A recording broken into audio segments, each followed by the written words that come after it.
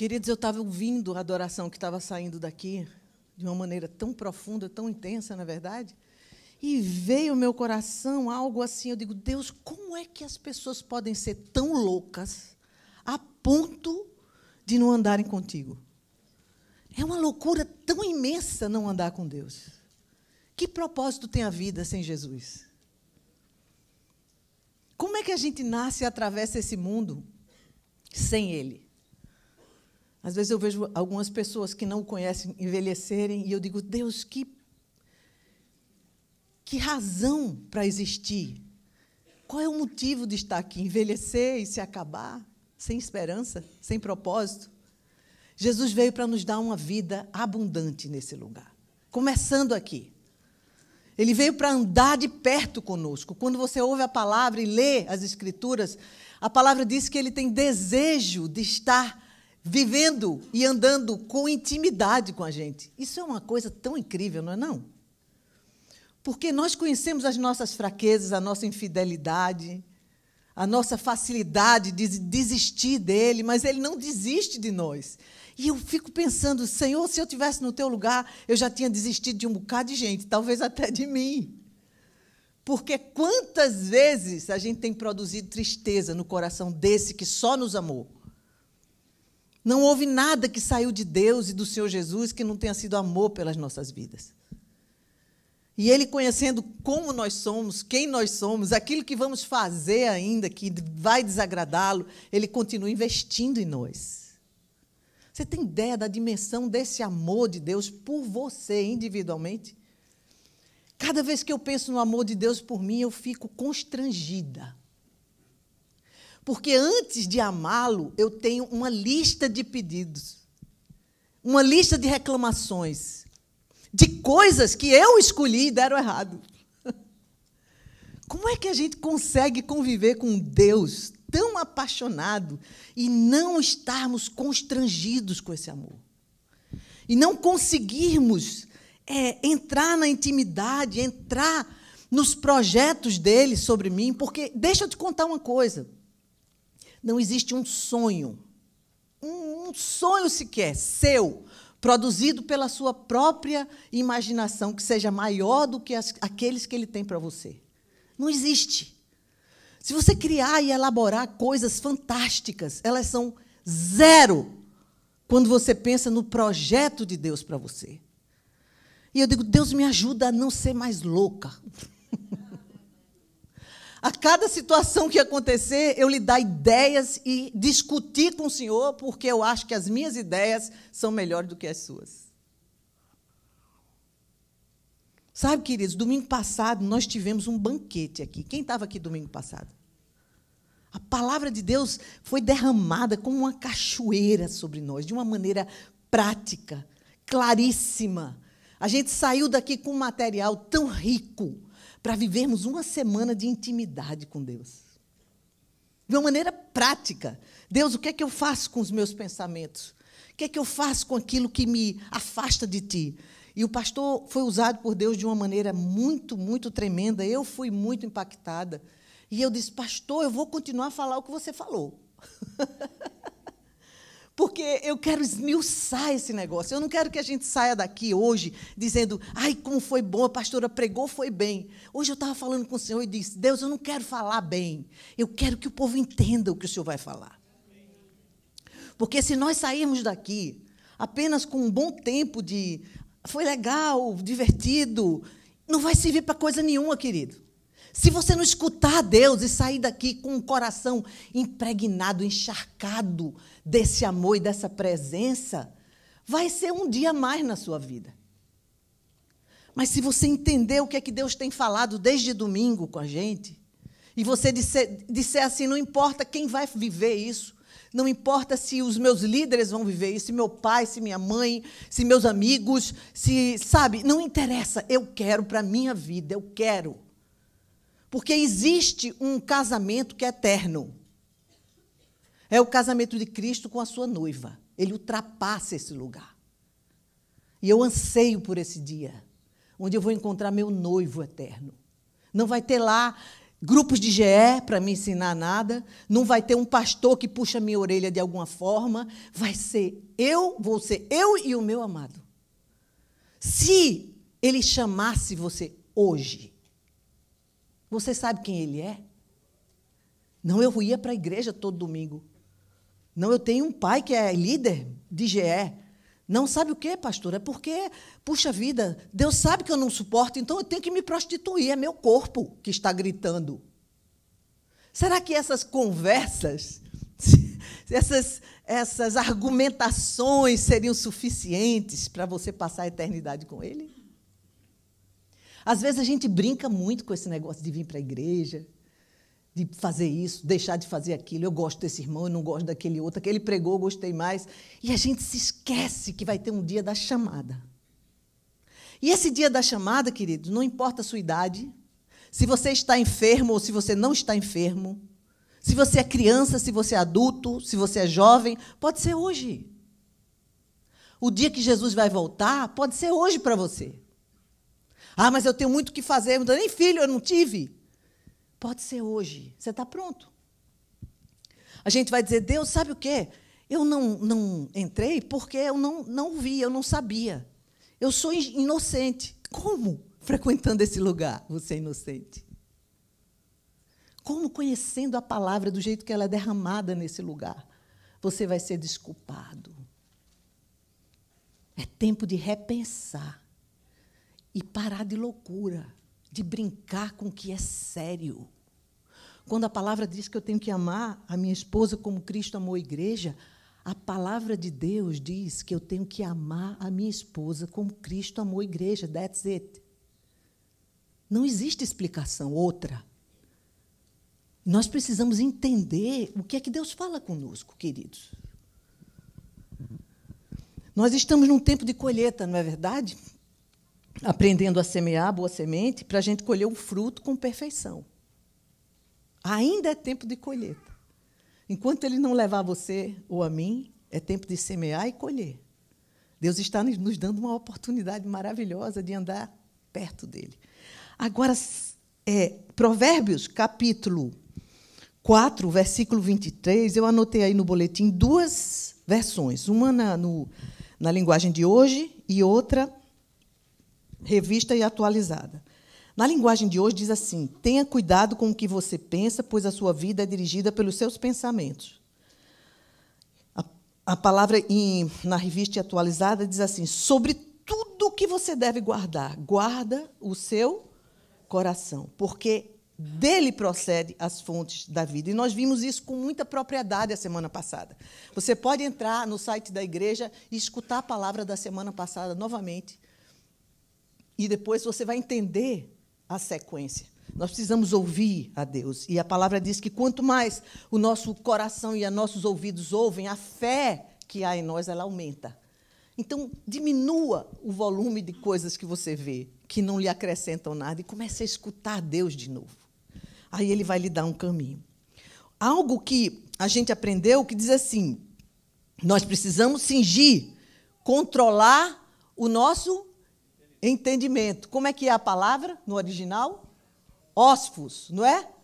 Ali é o centro gerador das nossas ideias e das direções que a gente vai tomar na vida. Em 1 Pedro 1,13 diz assim: por isso, vamos ler comigo esse versículo? Por isso, cingindo o vosso entendimento, sede sóbrios e esperai inteiramente na graça que vos está sendo trazida na revelação de Jesus Cristo. E aí a gente aprendeu que os hebreus, naquela época, cingiam essa área do corpo, não é? Para poder se movimentar e produzir o que eles precisavam produzir. E o apóstolo aqui traz essa figura para a nossa mente. Você precisa atar a sua mente, cingir, para que essa área da minha vida, ela possa gerar vida, gerar ações, gerar pensamentos que vão me conduzir para o lugar certo. E isso é tão prático. A gente diz, como é que se faz isso se, de repente, na minha mente vêm ideias ou imagens ou situações que Deus não aprovaria, que eu não teria coragem de colocar no outdoor? E aí o pastor desenvolveu todo um projeto de como trabalhar nessa direção. Nós precisamos de cuidar daquilo que entra. E cada vez que algo vem na minha mente que vai me direcionar para um lugar onde o Senhor não me levaria, eu preciso atá-lo, não é? E aí a gente viu de uma maneira... Que pena que foi 1 hora só. Deveria ter sido um dia inteiro, para a gente fazer perguntas, para a gente poder beber aquela água com força e sair daqui o mais claro possível do que fazer amanhã de manhã, quando aquele pecado que me assedia, quando aquele hábito de me irritar com todo mundo, quando aquela situação que eu vivo com minha esposa, que muitas vezes diz assim, lê a palavra, Deus tem resposta para as coisas, e isso me aborrece, porque ela quer mandar em mim, ela quer que eu fique meio carola, meio exagerado. Como é que eu faço para que esse sentimento, esse impulso, essa vontade de pecar tão grande que entra na minha alma, sabe, aquelas informações que eu vejo nos filmes que começam a entrar? Pois é, aí é onde está a decisão que eu preciso ter. De escolher aquilo que eu vou me alimentar, não é? Tudo isso a gente viu de uma maneira muito rica e eu lhe recomendo a ouvir de novo, né? Quando nós recebemos a Cristo, a palavra diz que nós recebemos o quê? A mente de Cristo, não é isso? Então, por que nem sempre a gente reage ou sente como ele sentia? A Bíblia diz que tende em vós o mesmo sentimento que havia em Cristo Jesus. Por que essas situações acontecem?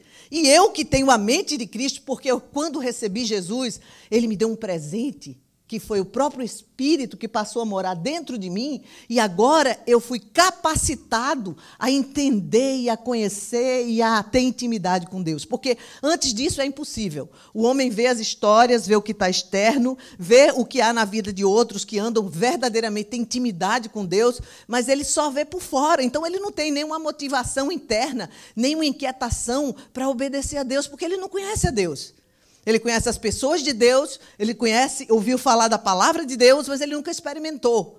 Mas eu não estou falando nem desses. Eu estou falando daqueles que um dia aceitaram a Cristo. Jesus entrou no coração e me capacitou a ver as coisas do jeito que ele vê. Por que em mim isso não é uma realidade no dia a dia? Porque cada vez que eu sou apertado, eu, em vez de reagir e sentir como Jesus faria, eu tenho uma outra reação. O apóstolo Paulo dizia assim, miserável homem que sou, quem me livrará do corpo dessa morte? E aí, no capítulo seguinte, ele começa a mostrar como é. Nenhuma condenação mais há para aqueles que estão em Cristo Jesus, que não andam mais segundo a carne, o príncipe da potestade do ar, mas agora andam guiados por aquele que agora vive neles. Você é assim? Você recebeu o Espírito Santo? E eu quero falar com você, querido. Porque quando você não recebeu o Espírito Santo, os pecados grosseiros, eles são muito bem-vindos.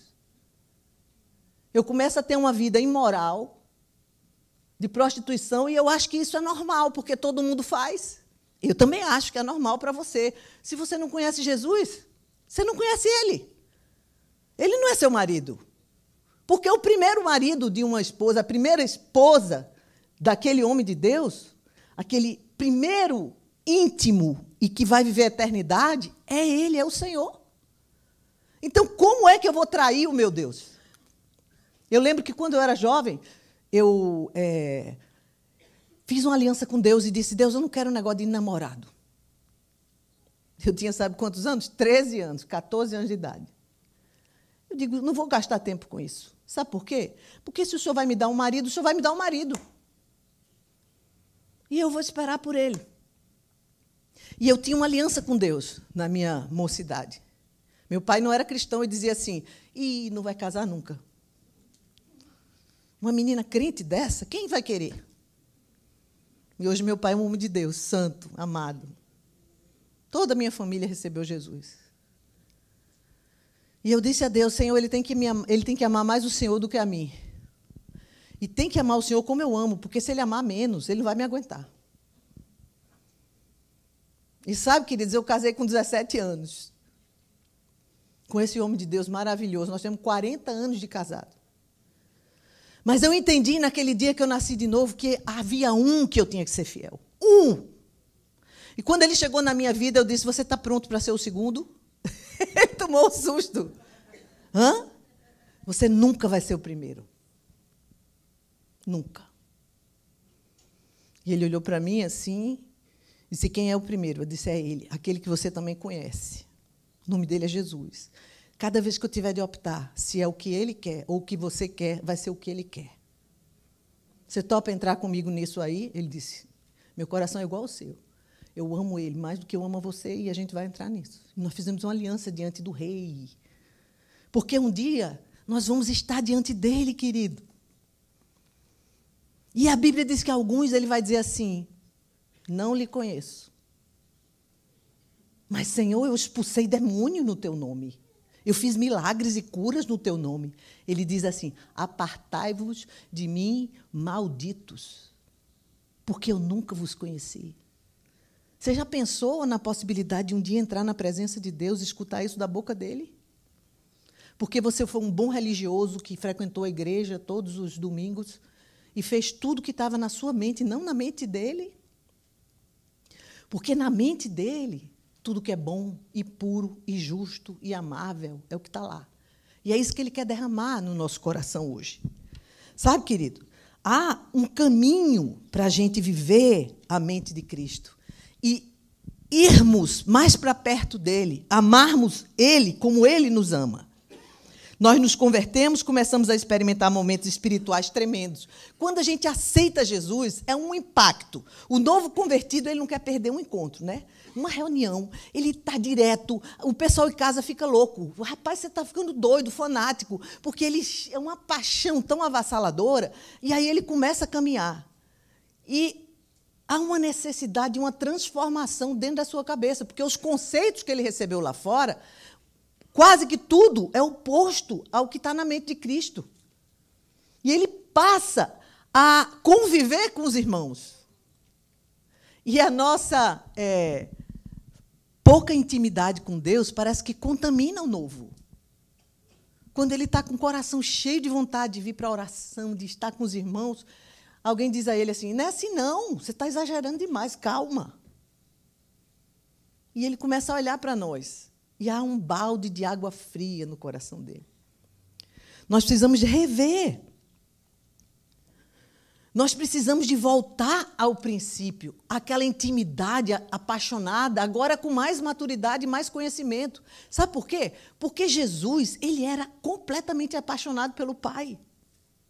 Não era imaturo, não era novo convertido. Jesus não precisava de converter assim, né? Como a gente, porque nunca pecou. Mas havia uma paixão contínua na sua alma. Não havia possibilidade dele aprontar algo diferente do que Deus faria. Jesus viveu com a mente do Pai. Ele dizia, Pai, o Senhor sempre me ouve, mas eu não peço nada diferente do que o Senhor pediria se estivesse no meu lugar. O que é que a gente ora que Jesus não oraria? Como é que a gente faz para se livrar de um elástico espiritual que cada vez que a gente começa a andar em direção ao Senhor, aquilo volta para trás? Eu faço um seminário como nós fizemos aqui esse final de semana, que foi tremendo. A presença de Deus invadiu todo lugar ali. De uma forma, sabe, que não dá vontade de a gente sair. A gente tem vontade de ficar junto o tempo todo. Como é que eu faço para quando eu sair daquele lugar, o meu coração continue cheio daquela presença? Continue ouvindo a Deus de uma maneira profunda. Continue o meu processo de restauração, de libertação e de cura, porque é um processo. A gente começa, você desata, e agora você tem que puxar. Quem sabe fazer crochê é muito interessante, porque quando a gente tira o último nó, a gente começa a puxar aquele trabalho, né? E ele desmancha inteiro. Então, Deus ontem tirou o nó. Alguns foram curados literalmente, completamente, imediatamente, porque se você for para o Novo Testamento, você vai ver curas que o Senhor Jesus fez imediatas.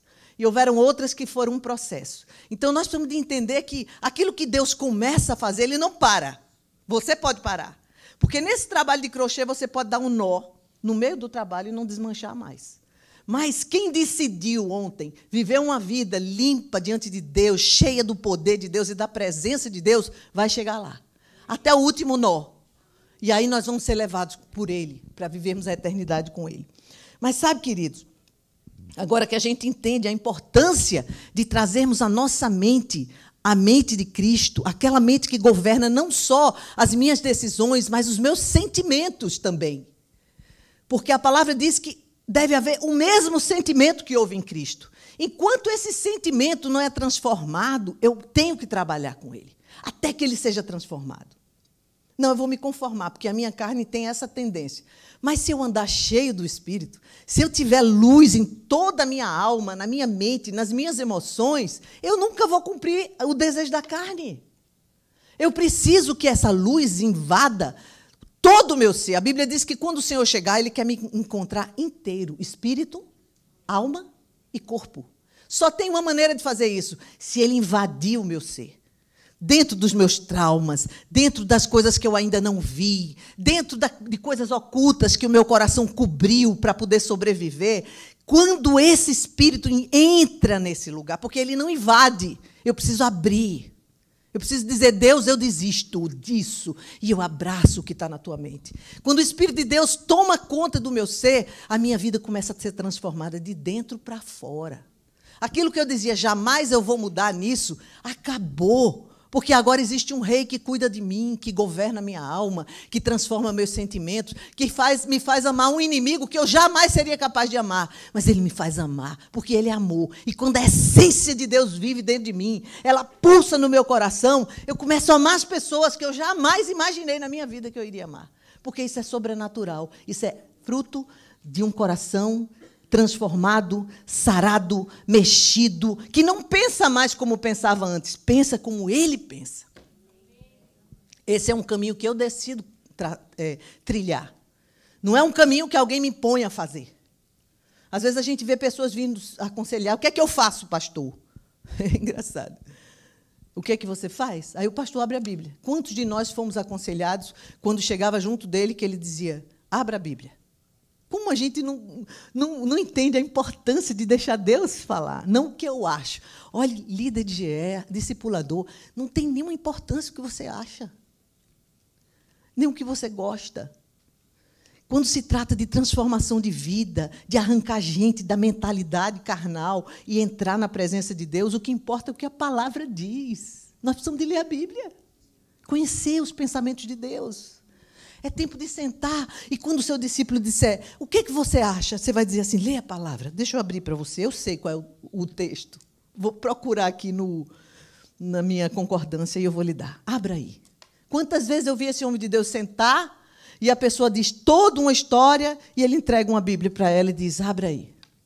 Agora abra aqui. Agora abra aqui. É só o que importa, é o que Deus pensa. Não é o que eu acho.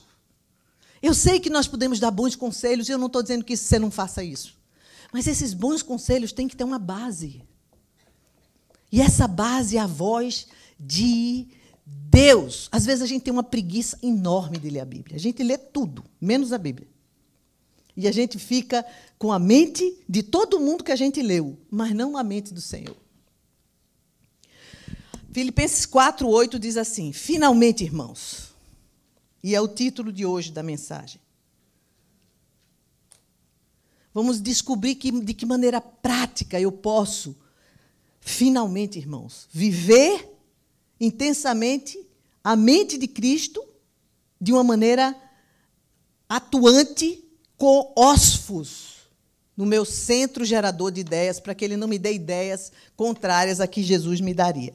Tudo que é verdadeiro, tudo que é respeitável, tudo que é justo, tudo que é puro, tudo que é amável, tudo que é de boa fama, se alguma virtude há e se algum louvor existe, seja isso o quê? Vamos comigo.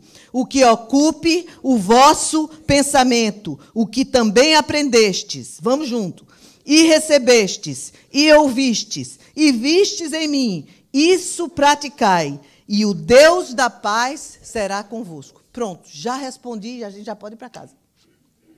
Está tudo aí.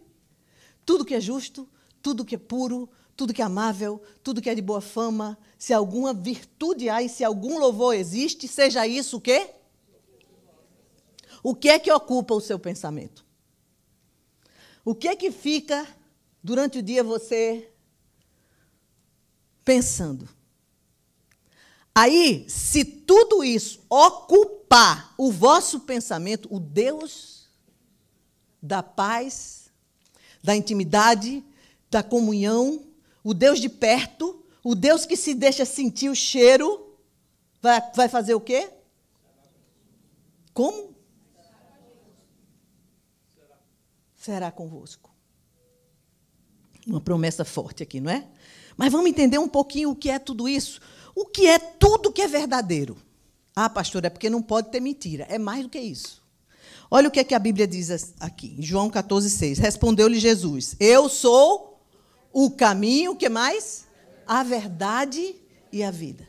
Tudo que é verdadeiro. Jesus diz assim: eu sou a verdade. Eu sou a verdade. Eu preciso ocupar minha mente com a presença dele.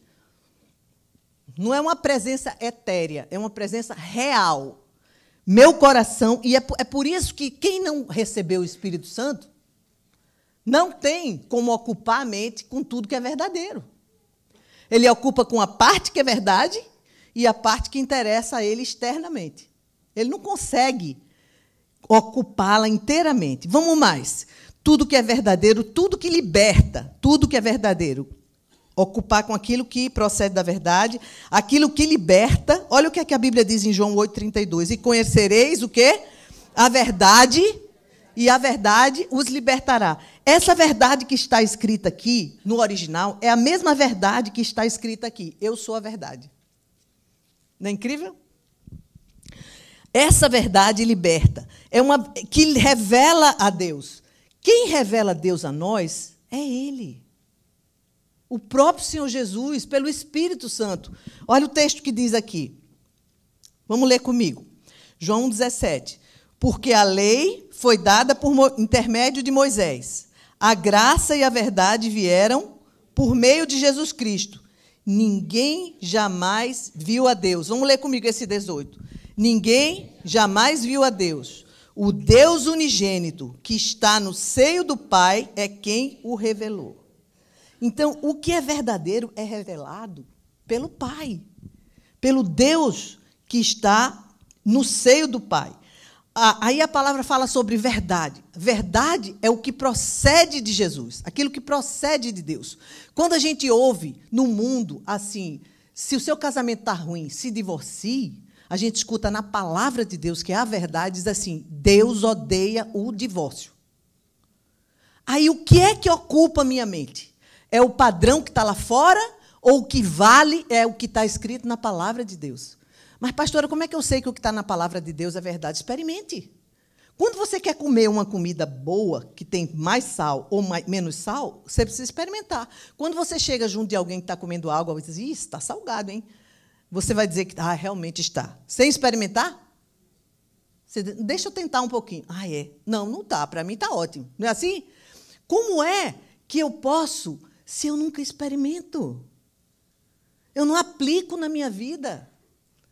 Eu obedeço o conceito que está fora e eu esqueço o que passa na mente de Deus, porque Deus, Ele é poderoso para trazer um amor novo ao coração daquele casal.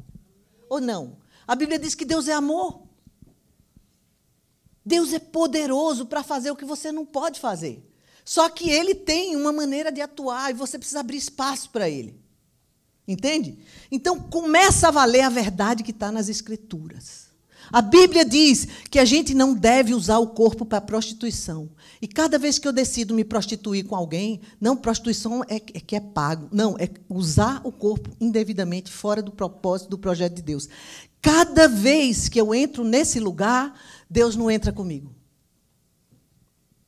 As bênçãos correspondentes à fidelidade que o Senhor tem exposto na sua palavra, uma vida santa, uma vida pura, não vão lhe atingir. Hoje eu estou pesando, hein? Porque eu amo vocês. E eu não quero brincar de ser cristão. Eu quero que vocês, daqui a 5 anos, quando olhar para trás, digam assim: Deus, a minha vida mudou, porque a tua mente, a tua presença, o teu poder se manifestou no meu coração, porque eu dei lugar para o Senhor fazer isso. Alisar, queridos, viver uma vida de aparência de ser cristão. Quantas vezes a gente vê pessoas vindo anos na igreja e não conhecem Jesus? Tem que acabar isso, porque nós precisamos de parar Dizer, Senhor, chega de fazer o meu jeito misturado com as coisas que o Senhor quer. Eu quero ser transformado. Eu quero ter vida plena aqui dentro de mim. Não a vida aparente de algo que vem, que vai, que um dia eu estou feliz e eu te amo, outro dia eu não te amo mais. Que relacionamento horrível e pobre. Deus com a mão cheia de vontade de me abençoar e impedido por mim. A Bíblia diz que tudo que é verdadeiro deve ocupar minha mente.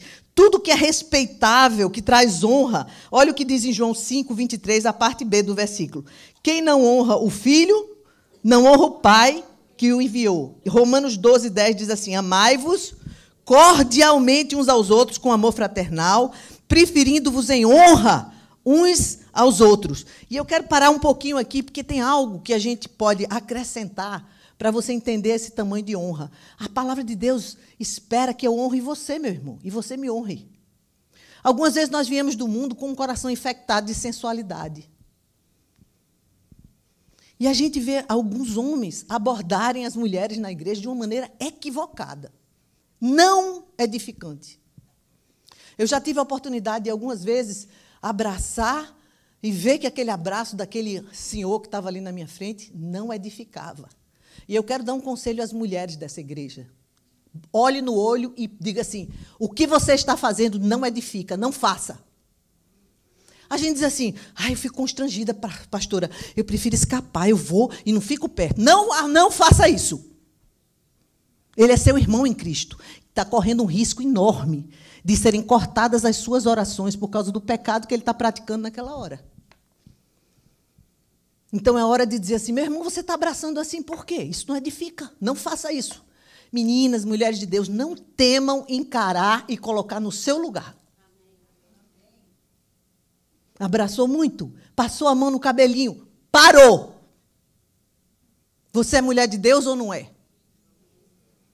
Então, você tem que ajudar seu irmão a não cair numa esparrela, que ele veio lá de fora com o hábito, mas aqui dentro, esse lugar terra santa. Onde você estiver, é terra santa. Então, você vai precisar de abraçar ele diferente e dizer, meu irmão, olhe para mim, você é um homem de Deus. Eu vou lhe ajudar a sair desse lugar, porque você é meu irmão. Pastor, e se a gente achar ele bonito? Continue achando e confrontando.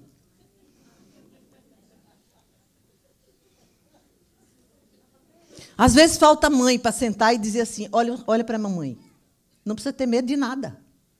E você não precisa que alguém ache você bonita, você é e pronto. O problema é que muitas vezes a gente se sente, não sou aceita, eu acho que eu sou um pouco feia. Olha, aquele homem olhou, então ele achou bonito. Acaba com isso, isso é sensualidade, é carnalidade. Você não sabe quem você é? Você sabe o preço que Jesus pagou por você, querida? Você vale muito. Aqui precisa aprender a honrar primeiro a você mesmo. Honrar a você. E entender que você não se pertence, você pertence ao Rei Jesus. E a hora que alguém ou alguma situação afrontar você, se posicione. Não seja frágil, parecendo alguém carente, pedindo esmolinha. Saiba quem você é em Cristo. Você vale muito. Não foi pago qualquer coisa por você. Alto preço. Preço de sangue, a morte do Senhor Jesus naquela cruz pela sua vida. E é tempo de mulheres de Deus poderem revelar, onde elas forem, a presença de Deus em você. É tempo de se posicionar e parar de ser frágilzinha. E eu quero chamar a atenção dos meus irmãos. Quando der aquela vontade de fazer besteira, não faça. Entenda que aquele povo que está ali, que as pessoas que estão ao redor estão esperando ver Jesus na sua ação. Nós precisamos virar gente santa. Isso é fruto, sabe de quê? Ósfos.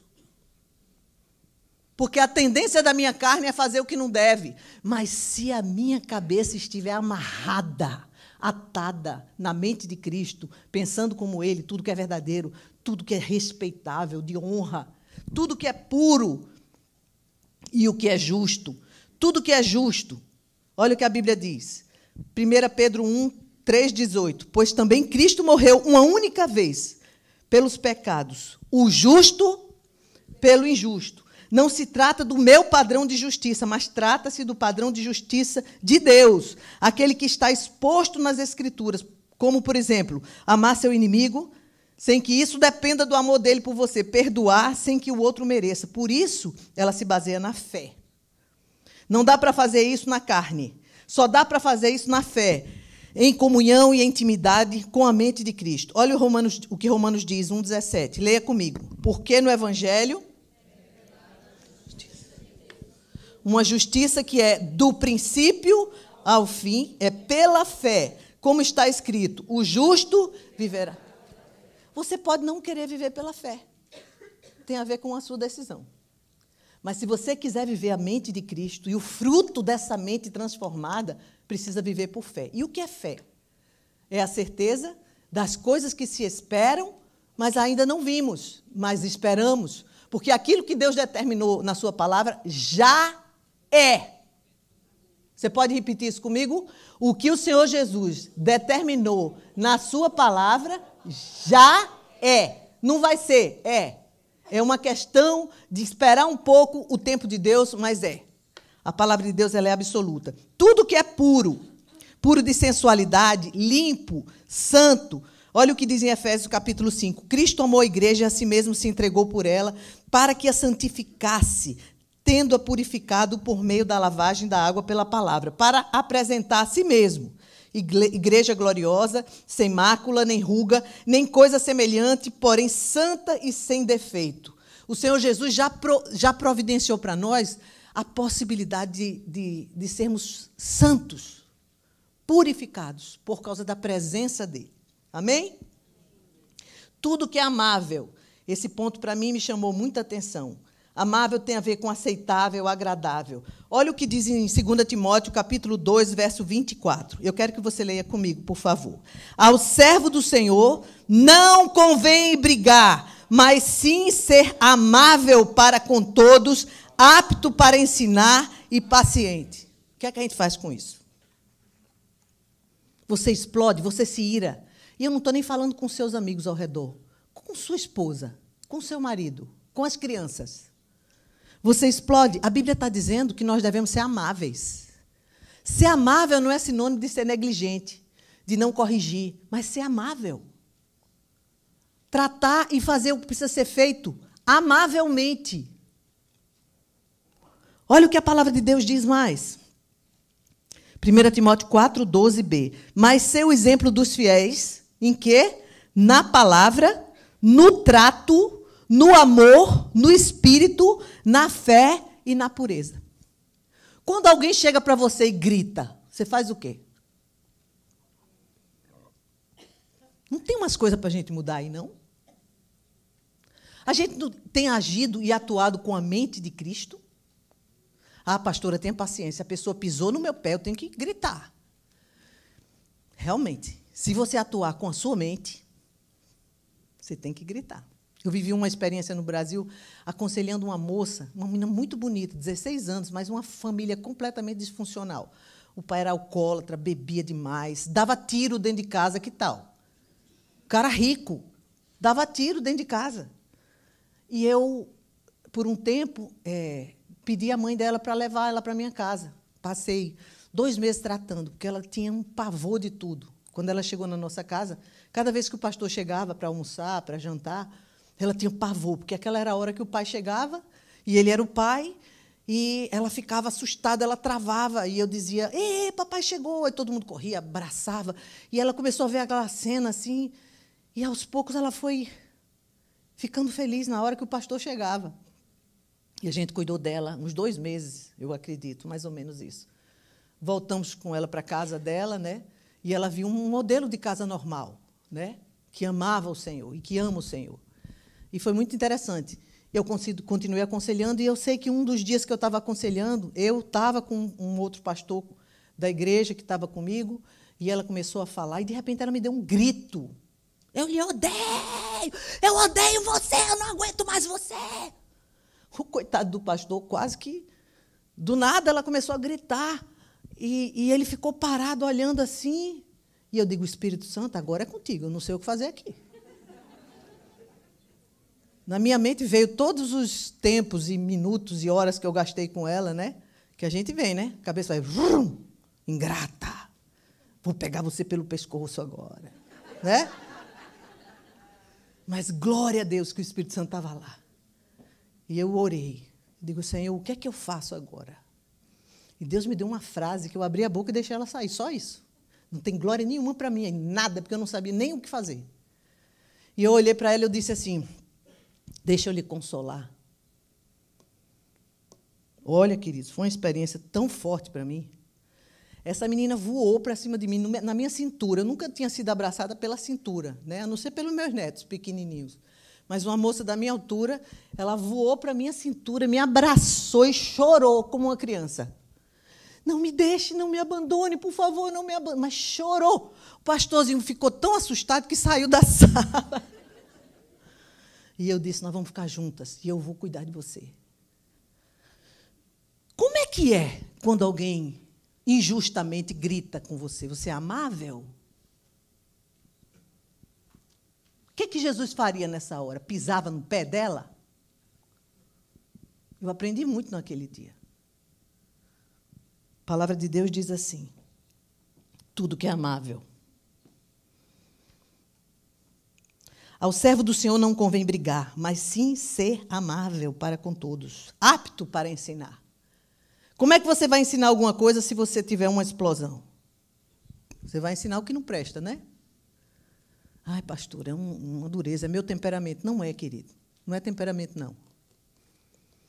O que precisa haver é um enchimento, é outra coisa. É um enchimento da mente de Cristo. É um tratar minhas coisas emocionais, porque eu aprendi a me defender gritando. Porque eu escolhi isso para poder me proteger de situações. É tempo de baixar a guarda e dizer, Senhor, me transforma. Eu quero mudar, eu quero ósfos. Eu quero trabalhar minha mente até que a minha mente seja a mente de Cristo. Nós tivemos um homem de Deus por alguns anos, 6 ou 7 anos conosco, que se chamava Edson, trabalhava com ministério infantil, com mídia, um homem de Deus, santo. E uma conversão de Edson, a coisa que era mais visível na vida de Edson era amor, uma paciência. Quantas vezes eu fui lá no ministério infantil, ele estava sentado orando com 2 menininhos ali, clamando a Deus. E aí nós recebemos a visita de um primo de Edson, que era cristão antes e conheceu Edson antes. Mas quando Edson recebeu Jesus e a mente de Cristo encheu o coração dele, o primo que veio olhar, olhava para ele e dizia, não é a mesma pessoa, não pode ser meu primo. Porque a característica de Edson aqui era amor. Muitos que estão aqui conheceram e conviveram com Edson. Edson tinha paciência e um amor sobrenatural. Se Deus transformou Edson, Ele é capaz de transformar você, querido. Mas Ele não vai invadir seu coração. Você vai precisar de ósfos. Essa é a sua parte da história. Tudo que é de boa fama. 1 Timóteo 3,7. Pelo contrário, é necessário que ele tenha bom testemunho dos de fora, a fim de não cair no opróbrio e no laço do diabo. O que é que o pessoal diz de você aí por fora? Você é uma menina fácil? Tira fotografia pelada e manda para os meninos? Pastora, você hoje está pesada. Você quer sair desse lugar, querido? Você vai ter que encarar isso. A decisão é sua, você fez. Do mesmo modo que a decisão hoje deve ser sua também. Parou aqui. Eu sou alguém de respeito. Eu sou alguém que tem o Senhor Jesus na minha vida. E eu não vou me abaixar para virar um nada.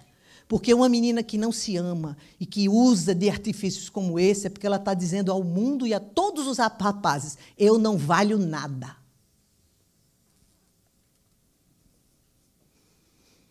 E o menino que abre, acessa e recebe, está dizendo, Deus me dá uma esposa desse jeito, para quando eu estiver casado com ela, ela aprontar comigo, com outro.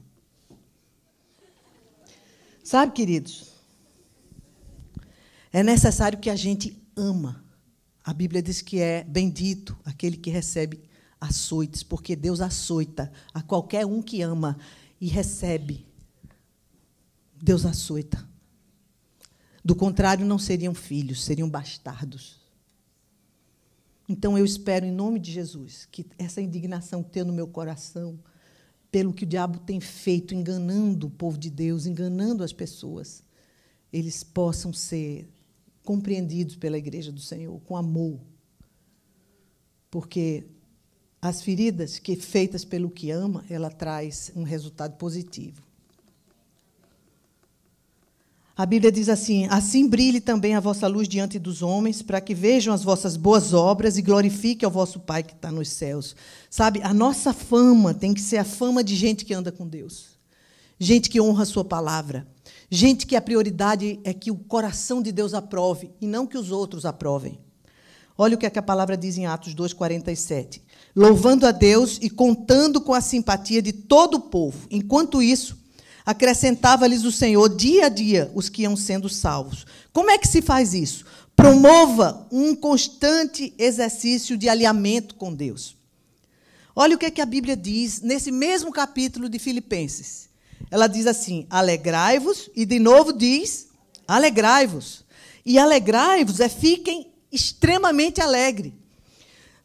Olha o que está na palavra. Alegrai-vos sempre no Senhor. Outra vez digo, alegrai-vos. Olha o que o Salmo 16:11 diz assim: na tua presença há plenitude de alegria, e na tua destra delícias perpetuamente. A palavra de Deus diz que o lugar de alegria não é o lugar da festa. É bom ir para a festa, ter comunhão com os irmãos, comer juntos, não tem nada de errado com isso.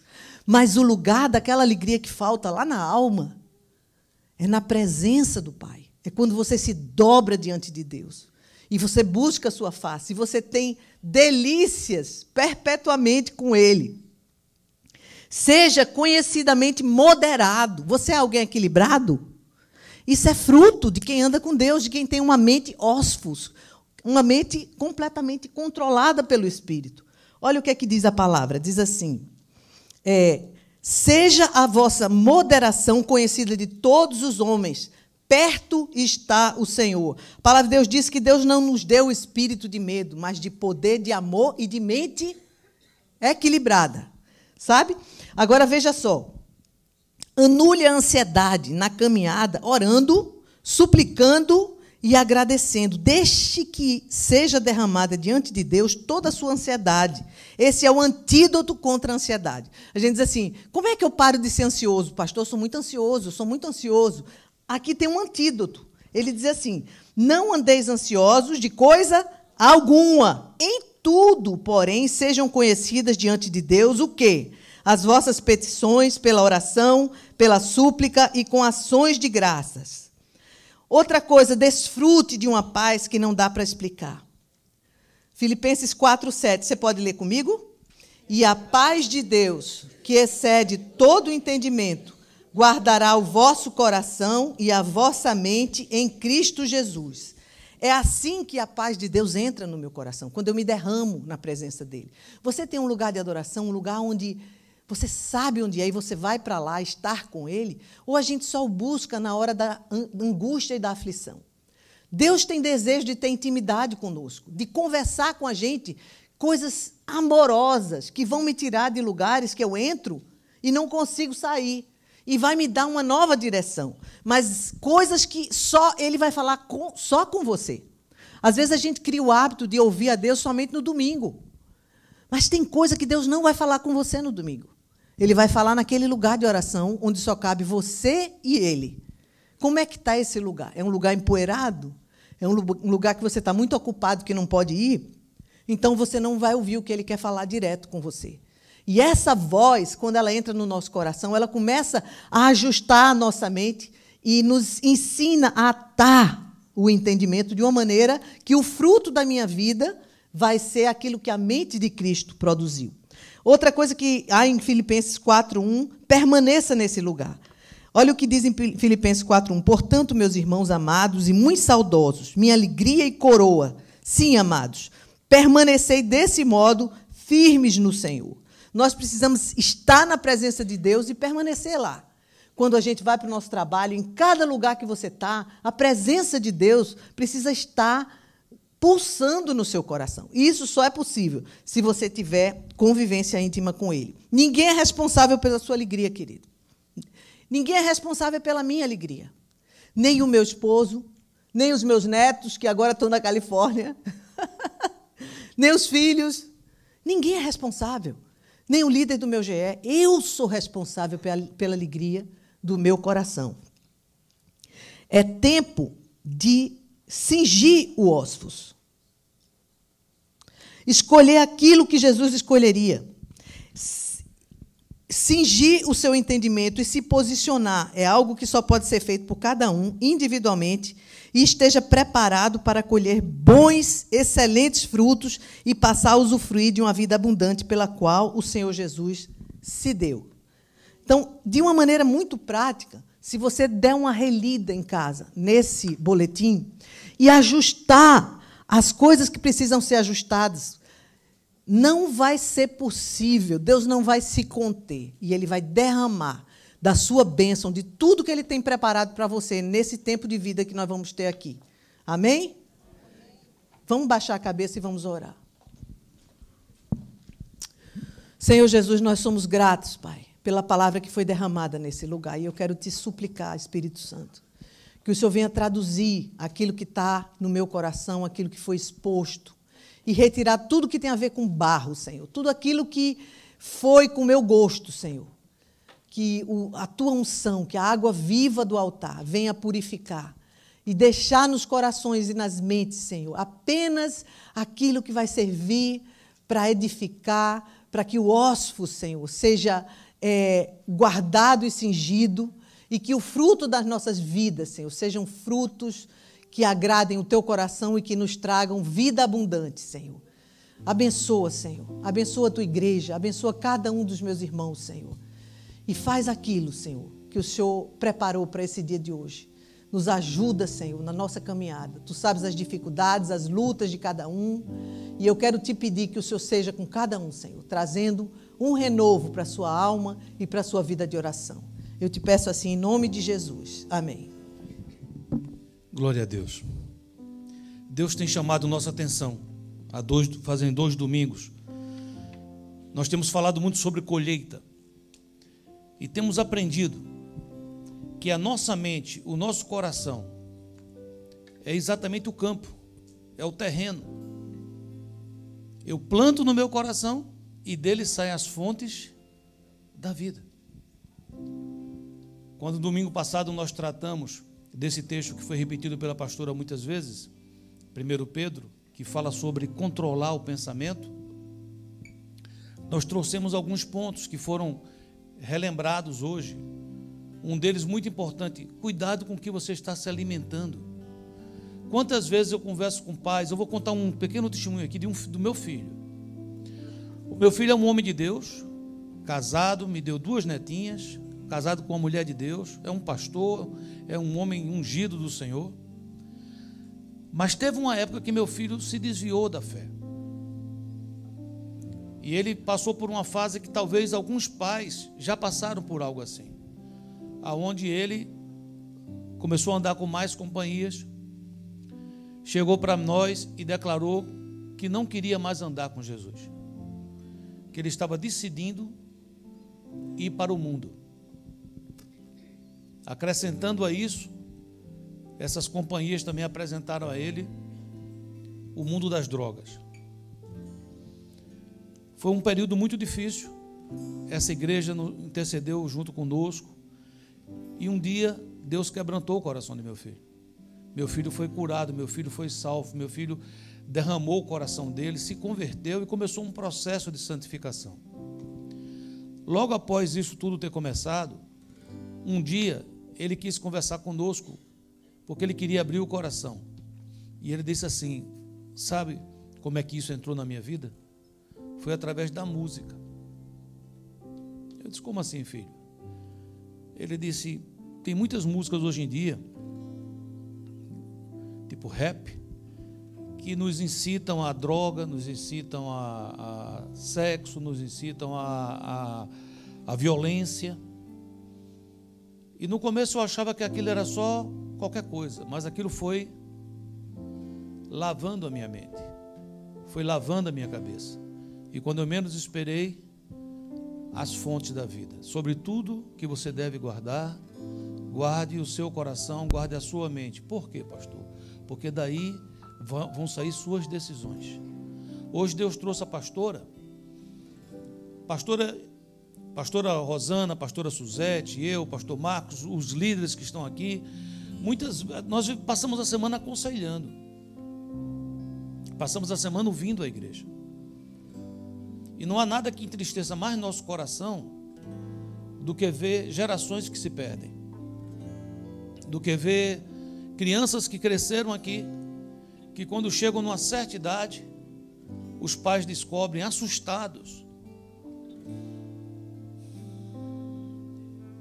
que ela está fora da presença do Senhor. E o que foi que aconteceu? É exatamente o que a pastora estava falando hoje aqui. Deus usando ela com um coração muitas vezes de mãe, não é? Mãe, quando fala, muitas vezes fala de uma maneira maternal, não é? Eu te amo! É? Mas eu a conheço e sei que o que vem no coração dela é uma dor, porque não precisa ser assim. Deus tem levantado uma geração nova. Você faz parte dessa geração. Você não gerou filhos para a calamidade, pelo contrário, você gerou filhos para a bênção. Você não se casou para que o seu casamento acabe num fracasso. Não, você se casou para que a sua casa fosse uma extensão da igreja de Jesus. E o que tem sido dito para a gente aqui é como se fosse assim um momento que Paulo ensina, e chega um momento que ele diz: finalmente, irmãos, como quem diz, deixa eu fazer uma conclusão aqui nessa história. E ele diz assim: tudo tem a ver com a sua mente. Você precisa bloquear as coisas que o inimigo lança e se encher das coisas que Deus lhe dá. Então é claro que após uma mensagem dessa, qualquer um que está aqui recebe muitas vezes um toque do Espírito Santo. Foi falado muitas áreas. Foi falado sobre a área de pureza moral. E eu sei que não é somente homens, as mulheres também têm errado nessa área. Foi falado também aqui muitas vezes sobre essa questão hoje dos, como é que chama? Nudes? É isso ou não? Vamos falar claramente. Isso tem sido uma praga. Rapazes mandando para a moça fotos despidos, moças mandando para os rapazes foto despida, e quando os pais às vezes descobrem, é aquele choque no coração, aquela tristeza. Adolescentes fazendo isso, porque na sua mente não conhece o valor que tem.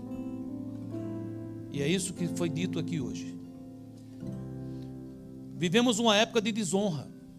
Não aprendemos a honrar pai, não aprendemos a honrar a mãe, não aprendemos a honrar aqueles que são autoridades sobre nós, e por isso não conseguimos honrar a Deus, e pasmem, não conseguimos honrar nem a nós mesmos. E o que a palavra está dizendo é: tudo que é de boa fama, tudo que tem honra, tudo que é respeitável, seja isso que ocupe o vosso pensamento. Eu quero dizer para vocês que esse assunto é um assunto tão forte, que possivelmente eu vou trazer domingo que vem mais alguma coisa a mais sobre ele, outra coisa a mais sobre ele, até que nós possamos preparar o terreno da nossa alma, para poder receber a boa semente. Fique de pé um pouquinho. E eu queria dar uma oportunidade a você. Se durante essa mensagem o Espírito Santo tocou em você em alguma área, e você diz assim: esta área da minha vida não é a pureza que está ocupando, essa área da minha vida não é algo de boa fama que está ocupando, esta área da minha vida não é algo respeitável que está ocupando, nessa área da minha vida não é algo que edifica. Isso pode ser em qualquer área, queridos, pode ser descontrole financeiro, pode ser o tratamento de casal com casal. Deus está dando a essa igreja, nesses dias, a chave de nós podermos ter prosperidade verdadeira, através do autocontrole, de ser cheio do Espírito Santo. E como tem sido sempre repetido, a decisão é individual. Ninguém aqui é responsável pela minha felicidade, nem a minha esposa. A única pessoa que é responsável pela minha felicidade sou eu mesmo. Sou eu que tomo minhas decisões. Todo dia eu decido se busco a Jesus ou se busco o mundo. Quando eu vou assistir uma televisão, eu decido o canal que eu assisto. Por exemplo, TV brasileira. Nesse final de semana, nem para ver jornal eu assisto. Você diz, por quê, pastor? Minha mente, minha cabeça, meu coração não é lixeira. E é isso que nós estamos falando. Não é outra coisa. Estamos falando disso. É de você se levantar como homem de Deus, como uma mulher de Deus e dizer, essa área está aberta, eu vou fechar hoje, em nome de Jesus. Então, se o Espírito Santo de Deus lhe toca, vem aqui à frente, não para mim, mas para você e para ele, dizer a ele, eu estou vindo aqui em Vitória para vencer essa área com domínio próprio.